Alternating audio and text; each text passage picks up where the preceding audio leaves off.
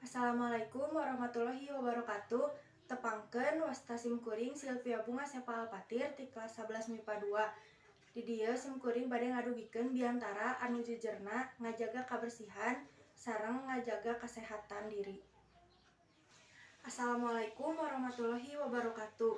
Sampurasun, langkung ti payun urang panjatkeun puji sinareng syukur ka Ilahi Robbi kalayan hidayah sareng inayahna urang sadaya tiasa kempel dina ieu tempat kalawan dina kaayaan sehat walafiat.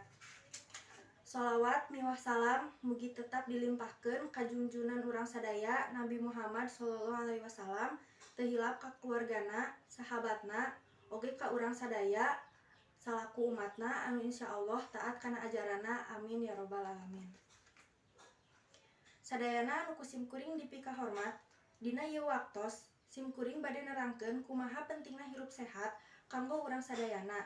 Janten urang sadaya kedah atawa wajib ngajaga tina sagala panyakit kumargi kitu urang kedah ningkatkeun pola hirup sehat kanggo kapayuna di kawitan ti ayeuna. Contona micen runtah kana tempatna. Teu kenging sambarangan, terus lamun batuk atawa bersin oge kudu ditutupan ameh henteu nularkeun virus ka batur. Urang teh kedah mika cinta kanu kabersihan diri urang, sangkan hate urang ge suci jeung bersih. Lamun urang hoyong janten jalmi anu jag-jago ringkas, urang kedah soson-soson marsihan diri urang sorangan tina sagala kokotor jasmani. Urang teh kedah mineng mandi, marsihan lingkungan jeung sagala kokotor anu bisa nyababkeun panyakit di diri urang. Tuluy, kumaha lamun bade marsihan kokotor rohani? Carana nyaeta urang kudu ningkatkeun keimanan urang jeung ibadah urang ka Gusti Allah Subhanahu wa taala. Sadayana anu kusimkuring dipika hormat, dina salah sahiji hadis diterangkeun anna dolapu minal iman. Nu hartosna kabersihan teh sabagian tina iman. Tina hadis eta urang tangtu tos ngartos maksad sareng tujuanana nyaeta urang teh umat muslim anu ngagaduhan iman dina jero hate urang. Upami urang sadaya iman ka Allah, berarti urang kudu bersih atanapi suci. Kabersihan teh aya mangrupi-rupi macemna, nyaeta aya bersih hate, bersih jiwa, bersih raga, sareng bersih rohani.